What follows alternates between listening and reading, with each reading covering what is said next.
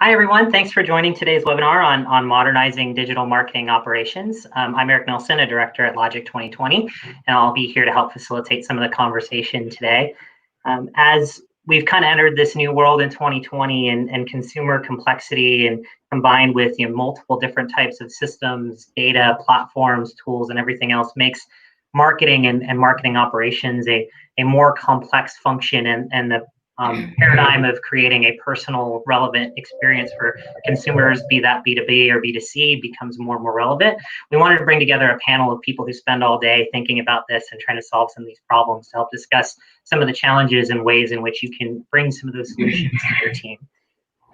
So one of the things that we'll kind of talk through is how that happens, the different systems that can work, tools that can work, processes that can work, and feel free to ping any other questions to us as we go through this chat today. So I'm excited to get started, and I'll kind of go around the group and let everybody introduce themselves, and I'll go ahead and hand it off to Nicole first to get us started. Thanks, Eric. And thanks for having me today. Nicole Chaddock from Microsoft. I run our digital marketing operations for the Microsoft Partner Network, which is our largest B2B online omni-channel experience for partners to engage with Microsoft. I'm glad to be here today. Cool. Next, we'll say hi to Steve Sack. Hi, everybody. My name is Steve Sack, and I am a senior manager at Logic 2020.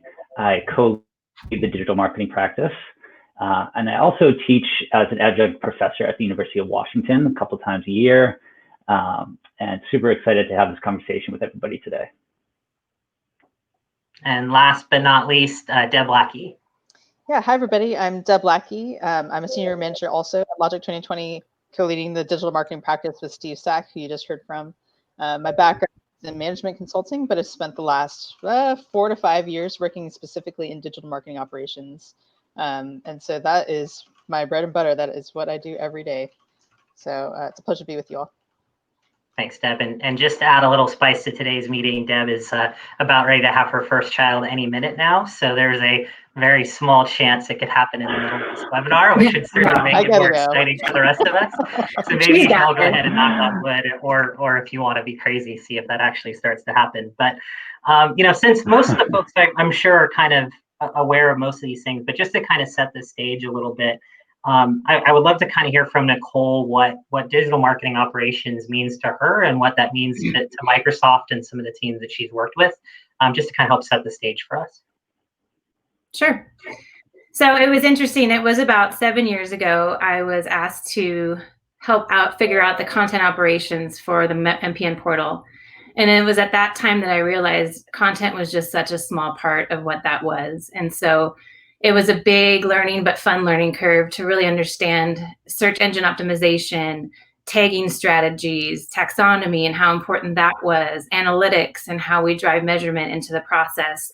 And so for me, as we evolved as a team, I went from calling us content marketing operations to really embracing digital marketing operations as a whole, inclusive of omni-channel marketing and such, because I felt like it really didn't explain what we were actually doing. And it's very much becomes a science as you start to get into the tactics of digital marketing and how to be successful, at least at scale, in order to have the right governance in place to do that and have the right change management in place to do that. So for me, it's so much more. It's the MarTech stack. It's the way that you design your journey management and all your tagging. And that to me is more the digital marketing operations arena, which takes a very broad set of skill sets to bring together. So Deb, I'll kind of ask you next, because Nicole mentioned a little bit where she talked about the MarTech stack, and we focus a lot, I think, in this world of digital marketing on the technology, but we also know that process and governance is just as important, if maybe not more so. So can you elaborate a little bit and talk me through like why process and governance is so important to making sure that your technology works as a real enabler? Yeah, well, as Nicole's alluding to, there's a whole host of reasons why you need digital marketing operations, and it is separate from the marketing function, and it should be, because the digital marketing operations team is there to help drive consistency across all of your content, to make sure the platform is making the best use of that platform, to find opportunities for templates and repeatability, so that you can optimize for 80% of stuff that just needs to happen on a rhythmic basis, and focus more of that marketing attention on this 20% of strategic projects that really need some polish.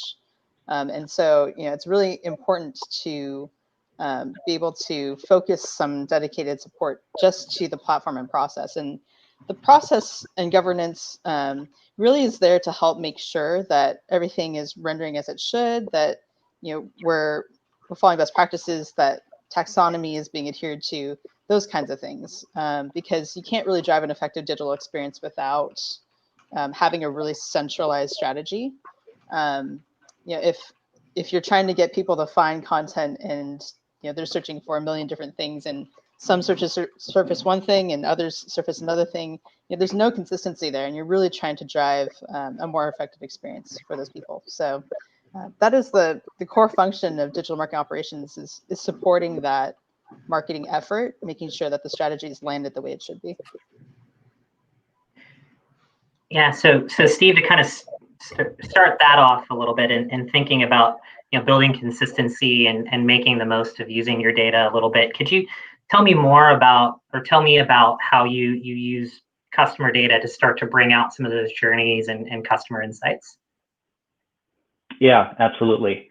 Well, one of the mantras that I go back to repeatedly is Peter Drucker, when he says, "What gets measured gets managed." So that's our goal, is we want to manage our customers, we want to manage the journey.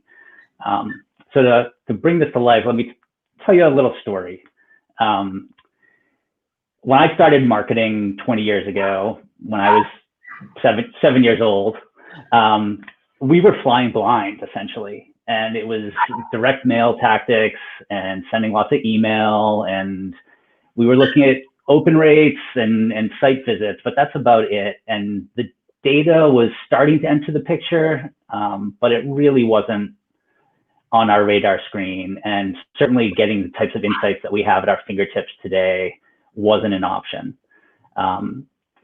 Slowly, as the months and years went by, Facebook started to become much more sophisticated, and Farmville was all the rage, and everyone was trying to game the algorithm and try to get more organic impressions.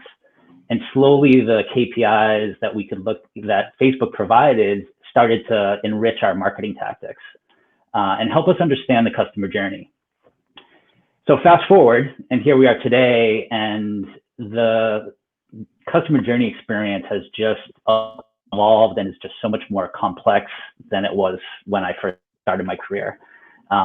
And I think the important thing to note is that's only going to increase over time. The rate of complexity, the rate of evolution and the complexity of the MarTech stack and the data at our fingertips is only accelerating. That omni-channel experience and the number of data points we have. And if you think about the journey that our customers take, it's the number of touch points is incredible, and to wrap your arms around that as a marketer is a big challenge. So I'd like to kind of underscore three main points. The first being that companies really need to be thinking 10 years out, and where do they want to be when it comes to being a data-driven company and making data-driven decisions.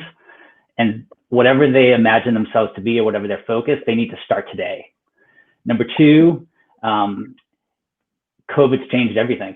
And what you thought you knew about your customer journey 3 months ago or 6 months ago has radically changed.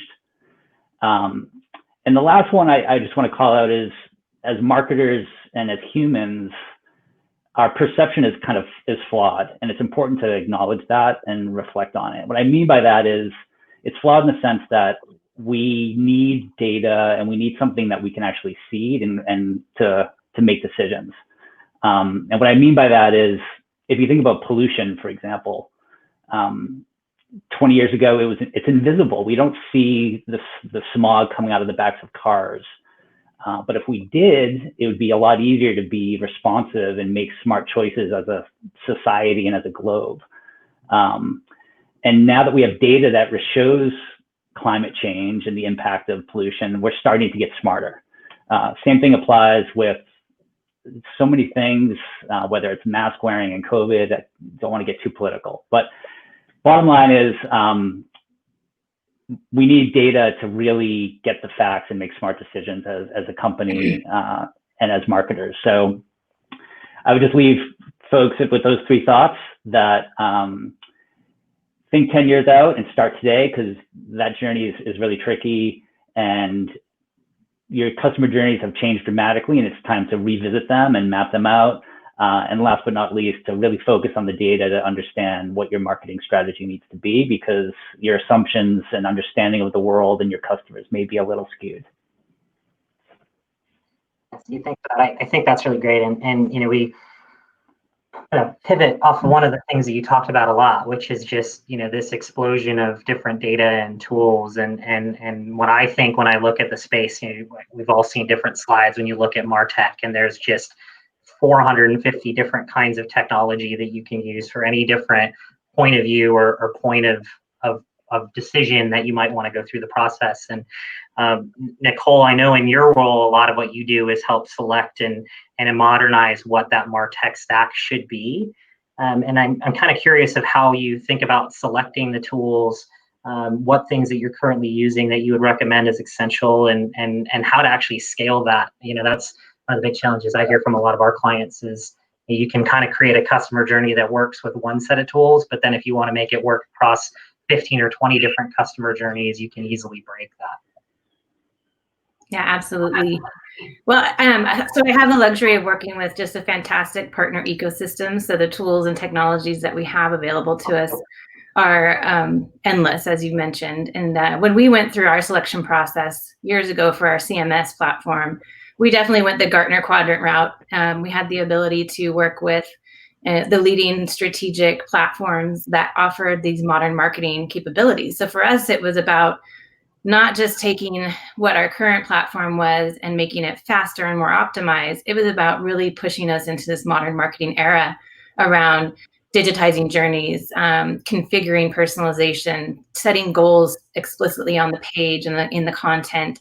And so that was a big, back then, learning curve for many people. And we had to bring marketing along in that, really, because we were sort of leading the charge from the technology perspective. And then we ended up, we have tools and technology already in our ecosystem that we needed to partner with. So we had the Marketo email platform, and we had a lot of different tagging mechanisms that could sit on top of the journeys across multiple technologies. So I would say you really need to look at what gaps you want to fill with what you're trying to achieve. For us, one of the gaps was our journeys were crossing multiple domains. And we, with our CMS, were really only to capture the personalized journeys and set the personalized journeys within one domain. So we did invest in a technology to help us do cross-site tagging, and then also multi-touch attribution. That was important for us as well. And then find where those technologies really are going to shine. So for example, you can do lead score a million different ways, especially when you have a bunch of different MarTech technologies that can offer that capability. So which one is going to be the master of your lead score? Which one is going to be the master of converting your unknown to known population? Which one's going to be focusing on conversion to recruit versus nurture build? So those things become really important as you start to play with multiple technologies, because they can step on each other, and then the data is hard to rationalize. And then finally, I think one of the most important things you need to do is connect these multiple platforms to a single data layer, single data repository for that reporting, because all of them are going to have a unique way of telling you very similar things. It's important to rationalize and then bring that back up through the journey so that you can use it in your experiences. I don't know if that answered your question. I mean, for scale, as you know, we started out having to go for scale, and we did that in a way that we standardized a lot of our things. So we wanted to not limit the marketer, but give the marketer a set of building blocks that they could use when creating their experiences, particularly for the web, and then also for email templates and things like that. So we started out creating these building blocks and offering multiple different configurations within them. It was important for us to be able to launch a page or an experience within hours, and not have a dev moment when we wanted to change a background color or update an image. So configuration of those components were really important for us. And the ability to then not break, when you build these new components, not break the MarTech that sits behind them. So if we had a button in the component, our requirements were to make sure that that button carried all of those marketing attributes that you could do around multivariate testing, personalization, goal setting. So that, coming out of the gate, having operations, if that's your goal, is scale through operations and delivery. We were sitting at the table with the user experience designers and the engineering team, giving our requirements just as much as anybody else was providing their requirements, because we were considered key at the table. Yeah, I think that's a really great point. Being close to that UX team kind of up front and thinking through reusable patterns or a pattern library, things like that can be replicated and also tested. That's one of the fun things too. Like sometimes you have a hypothesis of like what type of button or what type of CTA or what other things might convert better. And when you kind of create that pattern library, you can create those best practices across different journeys. And I think that kind of dovetails to some of the things that you work on, Deb, when you look at building processes out, templates, pattern libraries, other things like that. How do you help define, and what types of processes and things can you do from a business side to make that technology all work together? Yeah, I think it all starts with identifying really common scenarios within the content you're driving. So everything from, we tend to send this kind of email all the time, or we know that our site structure has an overview page, and then there's a detail page, and then there's a child page underneath that. Can you create templates that work for, like I said, 80% or more of cases, so that, when the content comes in from the marketing team, you're spending less time, trying to build things from scratch and more time just doing final tweaks and polish to make it go live a little bit faster. And as Steve alluded to, at this time, it's a little bit more important now to be able to respond quickly, because you just never know what's going to happen. So that templatization really helps. I think it's, it starts with identifying those common scenarios. It's building along with marketing and UX, the right building blocks, as Nicole was saying, to kind of provide a really consistent but effective experience. And that way, when you're spending time on those very customized, personalized content, you're not having to worry about configuring every last thing on those other projects. In terms of process, it's really useful to find lots of repetition.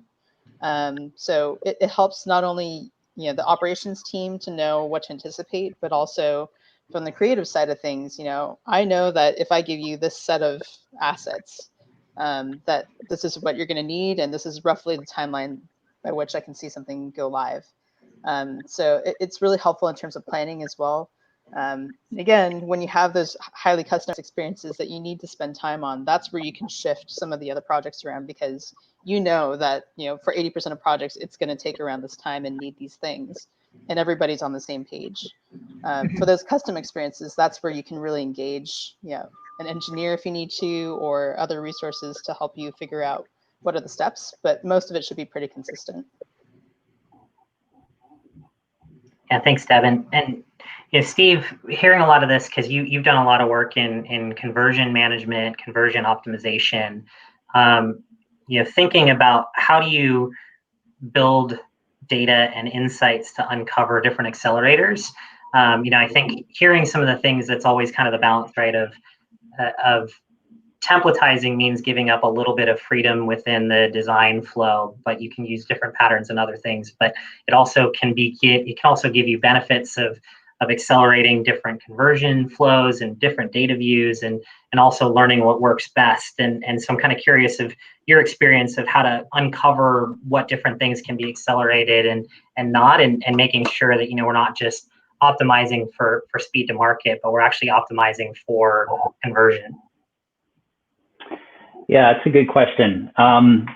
Initially, conversion rate optimization, or CRO, was mainly focused on website optimization. So all the different actions and trigger events and calls to action on a website to improve stickiness, and ultimately drive a cart checkout or some sort of primary call to action. In my experience, as we've entered into a more omni-channel world, conversion rate optimization really can be applied to any sort of action you want your customers to take along the customer journey, and really just to minimize leakage from the marketing funnel at any point.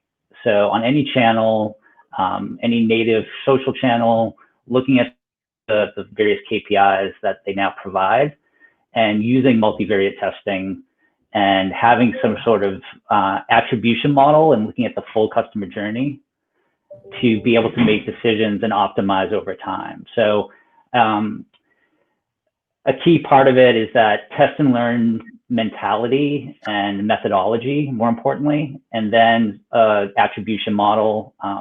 A lot of our clients and that I've worked with start with a last touch attribution model or a first touch in cases, but really trying to grow over time to that multi-touch attribution and optimize each step along that journey so that you're driving your key KPIs.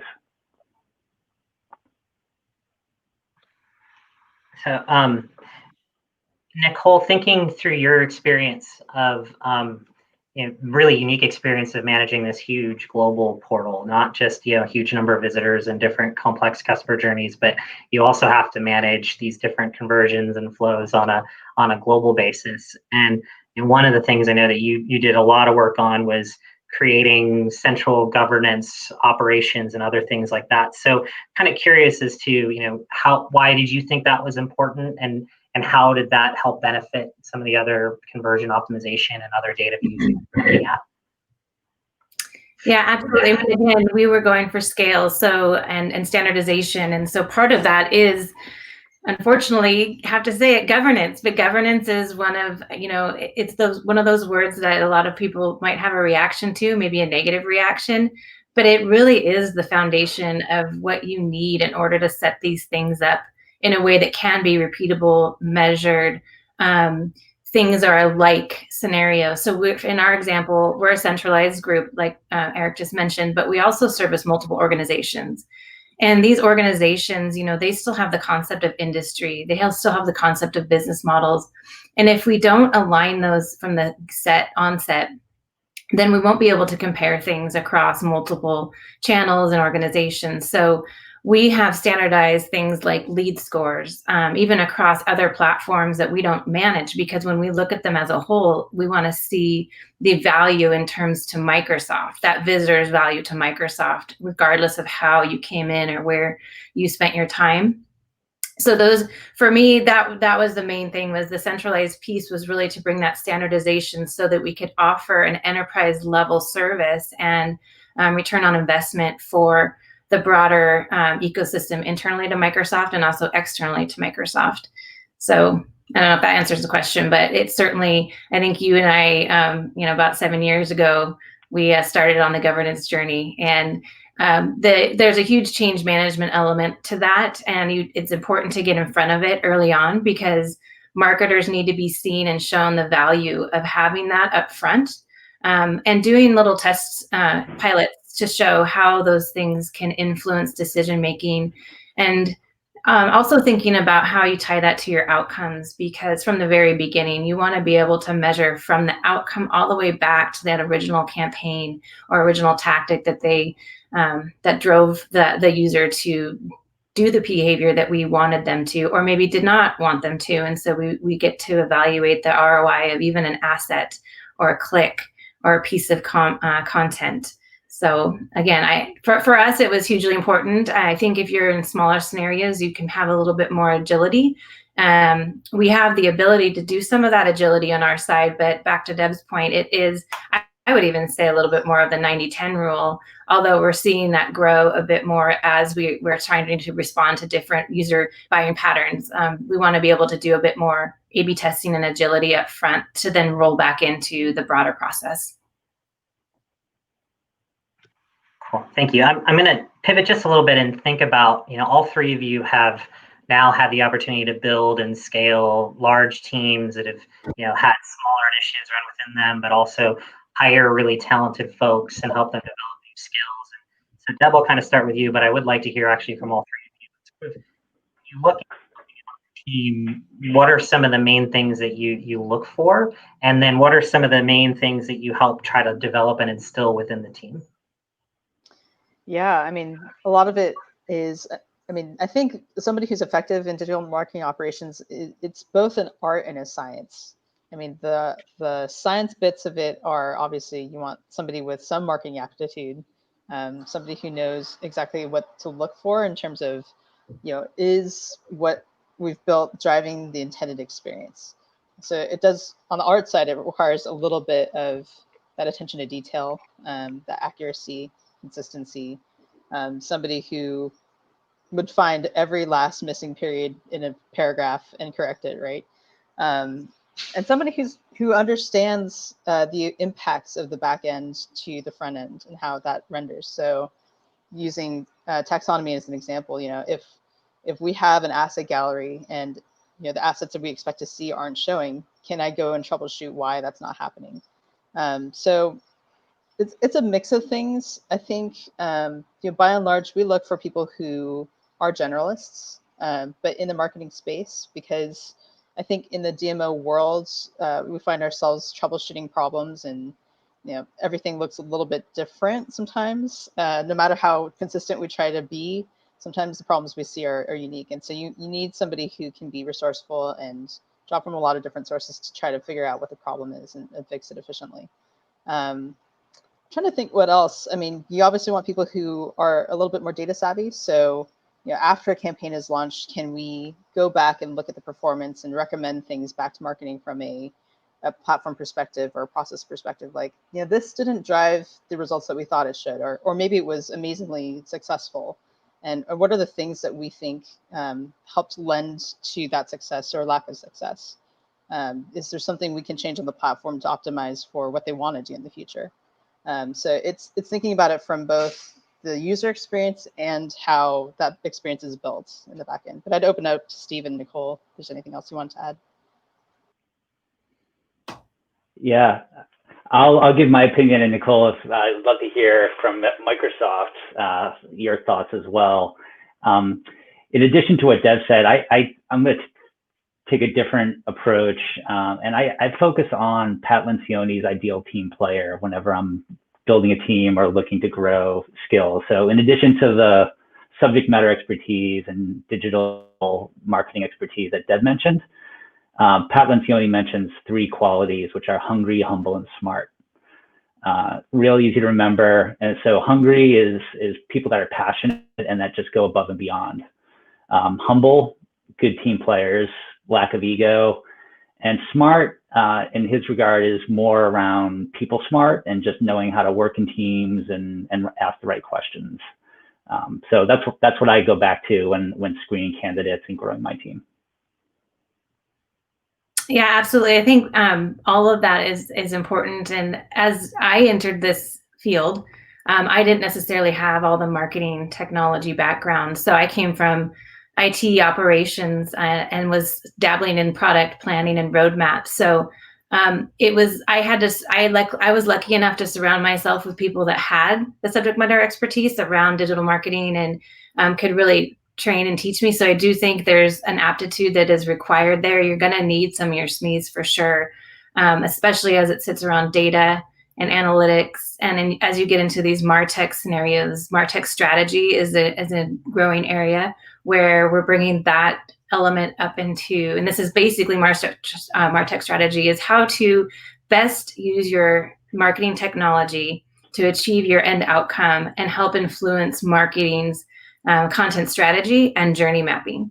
So that is, again, why it's really important to do those engagements early on and identify those outcomes up front so that we can all rally those subject matter experts, those generalists, those team players around that single outcome and drive the results that we all want to see at the end of the day. But it's definitely a combination of everything all of you said.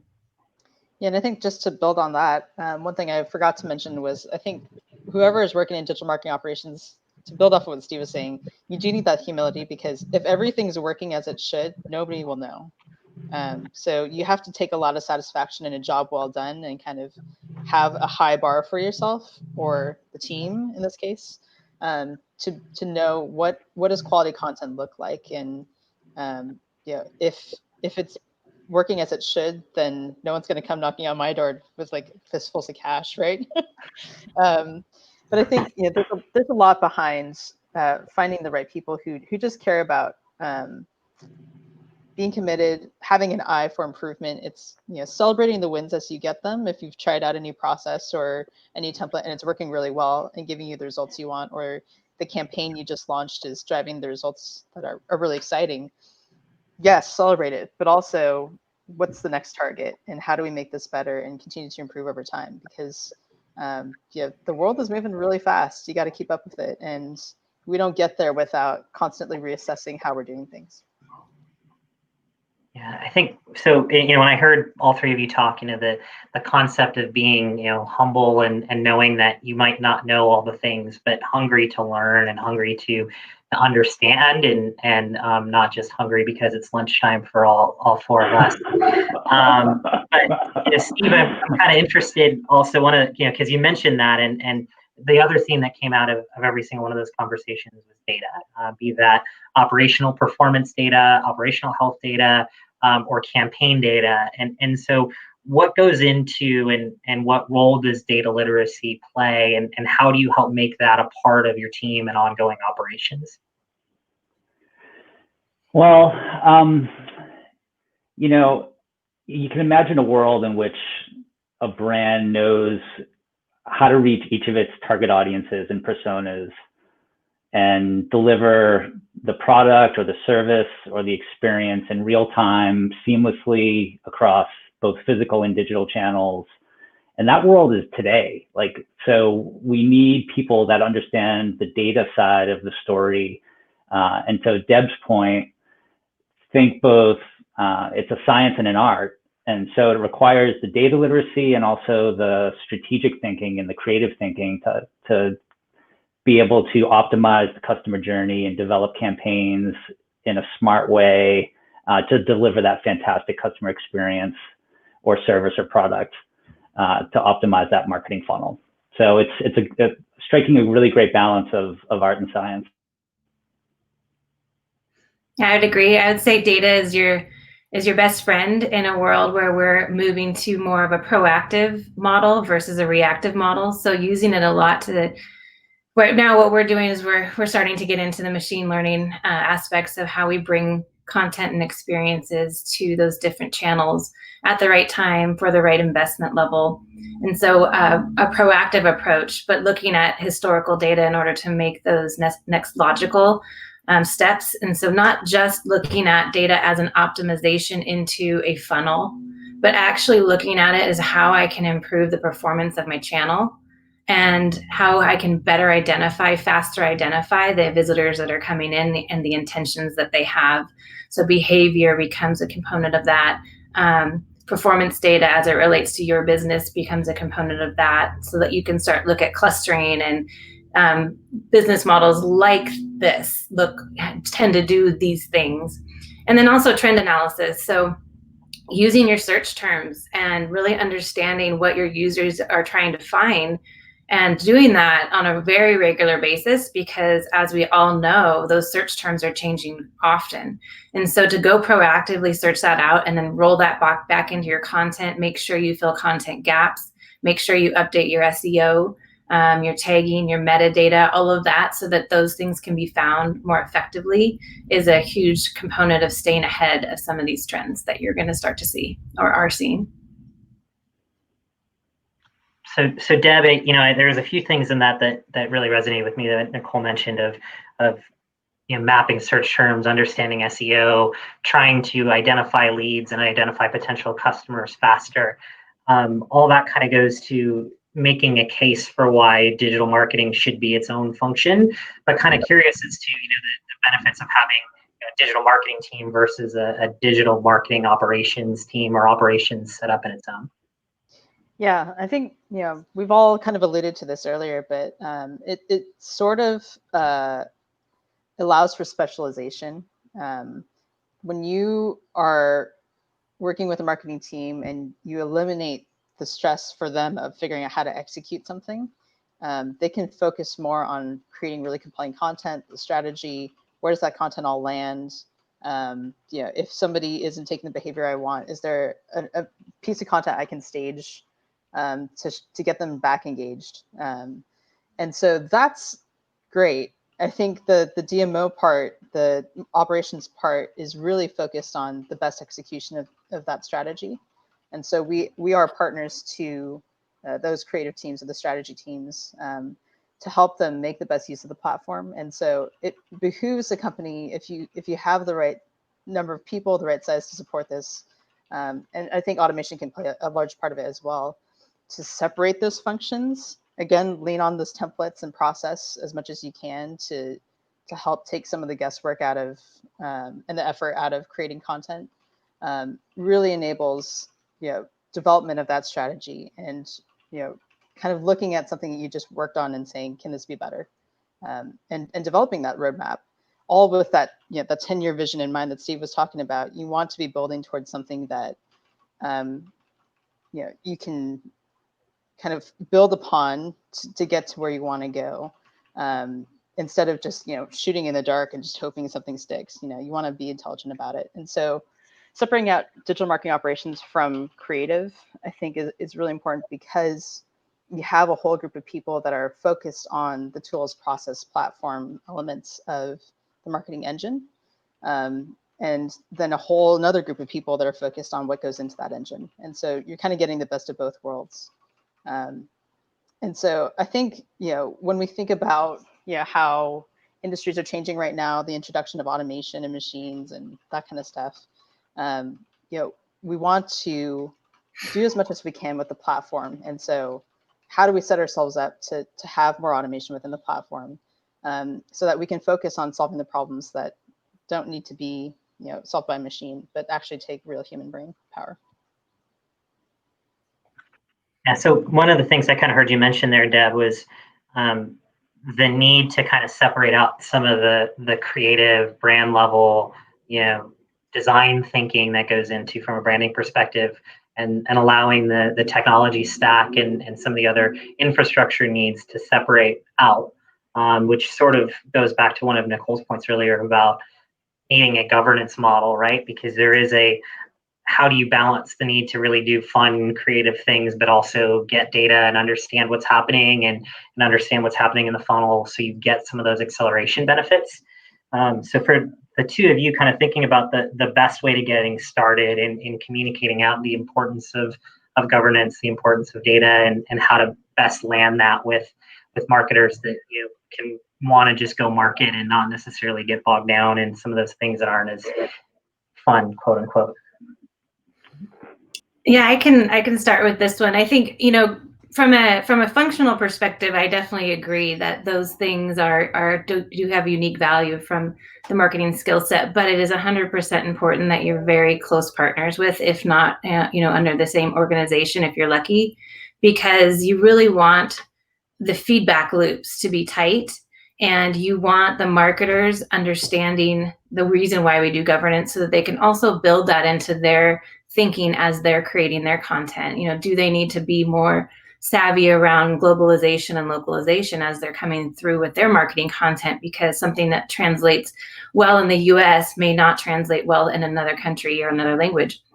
So helping them understand that early on and why those things are important. If that's your goal, our goal was that global reach, our consistency, brand management, accessibility. We had to focus on different form factors, and we wanted to make sure that different languages wouldn't bust certain lengths of CTAs. So giving them the understanding early on of why we ask these questions or why we monitor these things in partnership is really important for the change management element. And then showing them the scenarios where we can be flexible. So again, having the ability to allow for agility and breaking those rules, but do it in a conscious, smart way. As long as you are all aligned that you're in a kind of a pilot mode or something like that. I think just making sure you have those spaces to do that really creative work.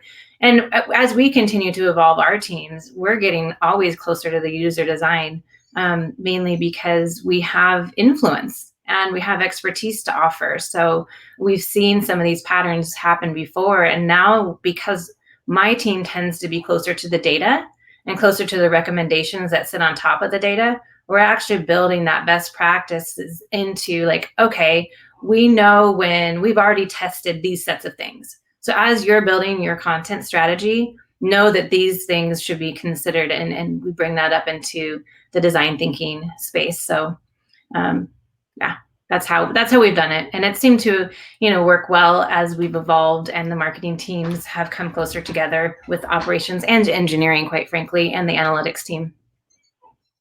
Yeah, I think you nailed it. There's nothing more sexy than governance. And I know that people really find it delightful when somebody comes wagging their finger in your face and saying, this is wrong.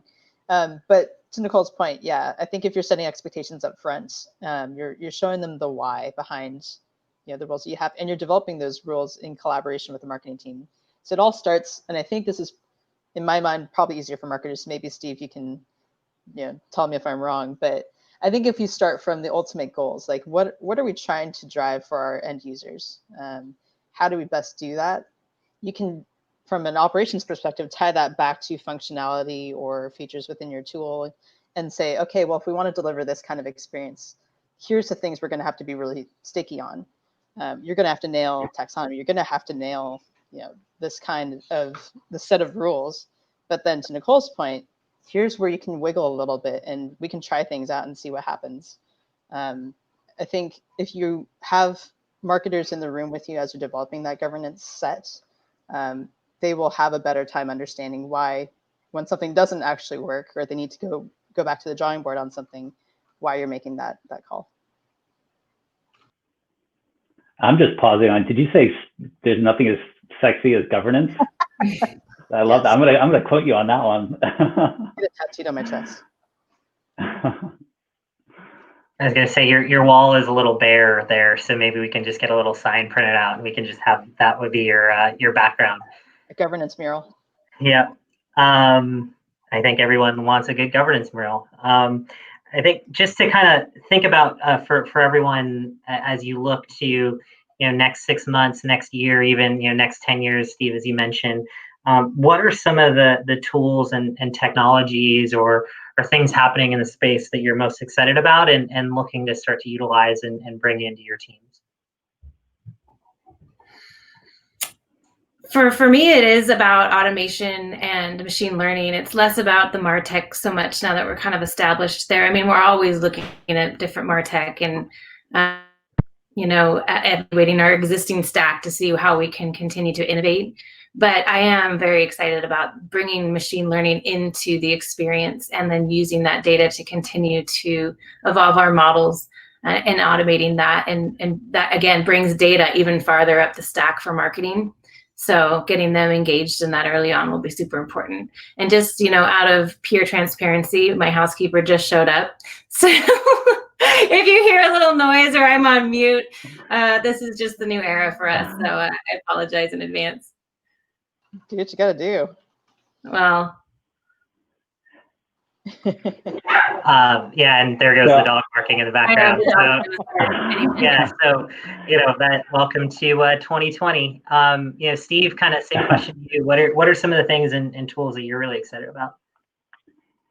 Yeah, and this goes back to Deb's last comment. I think she was just kind of asking for my POV on some of the marketing approaches and governance and operations. And one thing we haven't talked about is really the end goal is an emotional connection for your customers, for your brands and companies.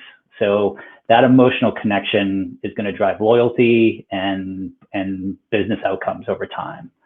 So all of this, whether it's sexy governance or in all the MarTech stack and technology that we apply to our funnel, is really the end goal is a really seamless, contextualized, personalized experience for the end customer to develop that emotional connection. So in the spirit of personalization and conversion optimization, my answer is going to be tools like Optimizely or Google Optimize that allow A/B testing and personalization of the customer journey from referral traffic to create that emotional connection with end customers. Yeah, for me, I think it sort of dovetails with what Nicole is saying, and it sounds kind of nerdy to say this, but I love the concept of auto personalization. And I'm a very process-oriented person, which might not be a surprise given that we're on this call. But I think it's really fun to think about the paths that a user will take and try to make that more compelling without anybody else having to lift a finger down the road. So investing in that in your CMS, I think is a really smart thing to do. Gives you more scale as a marketer or a marketing ops person. You're not having to sit there and set all these rules to drive that same experience, or maybe you do it once, but you don't have to keep doing it every time. And so it's helping drive still a compelling experience that is more emotionally connected in an age where data privacy matters a lot more. So we're having to think a little bit more about how do we keep driving these really compelling experiences without overstepping those boundaries. So you can think about getting data from all sorts of places, even like the settings on a product. If I, as a user, am setting how I want to be interacted with from a notifications perspective, well, what does that tell me about my user base and how they want to be engaged with, and what's the best way to go talk to them? And if they haven't used my product in a long time or my site, how do I get them back in the funnel? So it's all really interesting problems to think about. I guess it's not necessarily a particular tool, but it is something that I find exciting, and I'm looking forward to working with the team on those things. Yeah, I was going to say too, for me personally, just to add in my own little flavor, I think some of the actual content design and development tools are pretty interesting as they mature. Things like, Envision or NewsCred or Percolate, things that kind of help actually in your content journey speed how much time it takes you to write the content, better utilize pattern libraries, things like that can really kind of help the marketers go faster.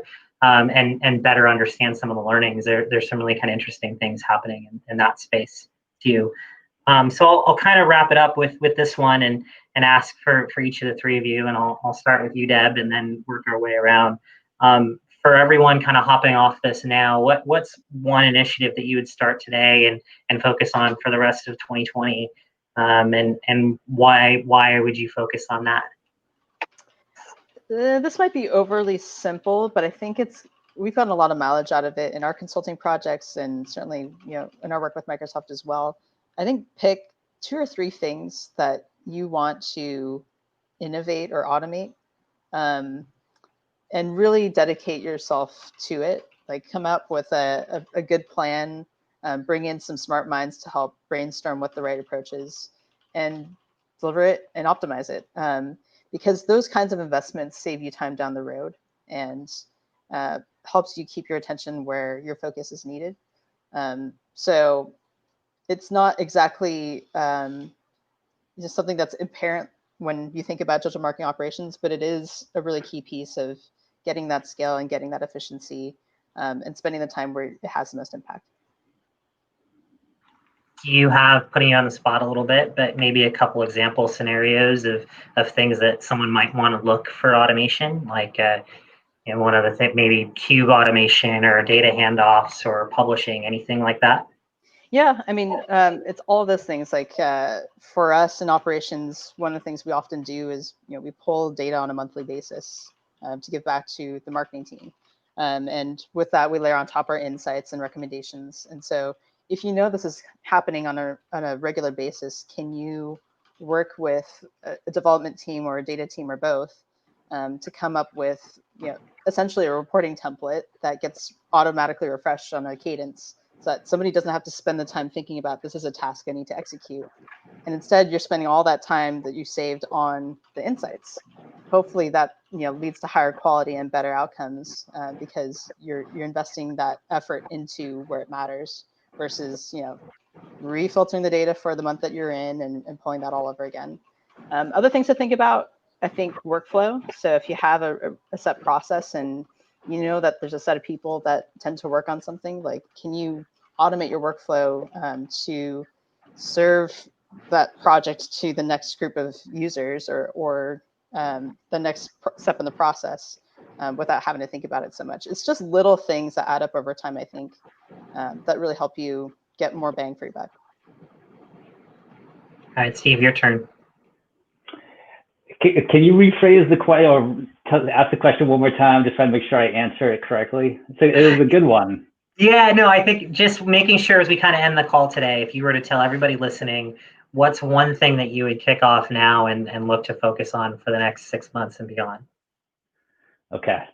Yeah, it's a good question. It has me thinking quite a bit. And I would say it's kind of a two things to focus on is, given working from home and COVID, just reevaluate your customer journey. So customer journey mapping and mapping the marketing funnel accurately, or remapping it. And for many companies, they are reducing ad spend right now, potentially. And I would say use this time to optimize, so the conversion optimization piece, after you have a good understanding of the journey, do multi-channel attribution and understand where you can optimize ad spend when we do come out of this and are ready to rebound, so that you can be stronger and more efficient and more optimized in your outcomes. I love that. Yeah, no, I think it's relevant to think about it in the times that we're in right now. And prioritization is a huge part of what we're all going through as well. So for me, I do think it matters on where you are at in your journey. If you're just starting digital marketing operations and you are here to just learn about that, and you're hearing words like governance for the first time, or how to centralize taxonomy, I mean, those are places to start, because you're not going to get to a large scale, if that's your goal, or even consistent and repeatability in the way that you're measuring, without doing that and getting your marketers on board with what that might look like. But if you're in the middle of your journey, just really getting the most out of your MarTech and trying to understand and play with those different levels. Multi-channel attribution is one of them, just to figure out, okay, if I know I need to go to market with a new skilling campaign on Azure, and I want to reach as broadly as what are my most optimal channels that I want to push this marketing dollar through, because I've done this before and I saw similar results. And not being afraid to test that out, and given that we're all in different journeys and different visitor behaviors and patterns. And then finally, kind of where we are is in that more machine, like, how do I just really harness my data and use it to my advantage to do optimizations, to tell me things that I wouldn't normally see or think about unless I was doing it as my full-time job. And some people do that, and that's how we actually get the initial data sets. But how can I do that in a more effective, efficient way, and use that to influence my journeys and my content and my visitor patterns and such that I'm trying to create, and really leverage that data to your advantage in automation. All right. Well, thanks, everyone. I really appreciate you spending some time and talking with me. I've got a number of notes and things to go research and learn up upon, and really appreciate the time, and hope that everyone watching got something out of it. And please feel free to reach out to any of the four of us if you have questions or thoughts. We'd love to connect with some folks. So thanks. Have a great Wednesday. Thank you. Good to see you guys. Thanks, Eric. Thanks, everybody. Thanks, Nicole. Good luck, Deb. Thank you. I need it.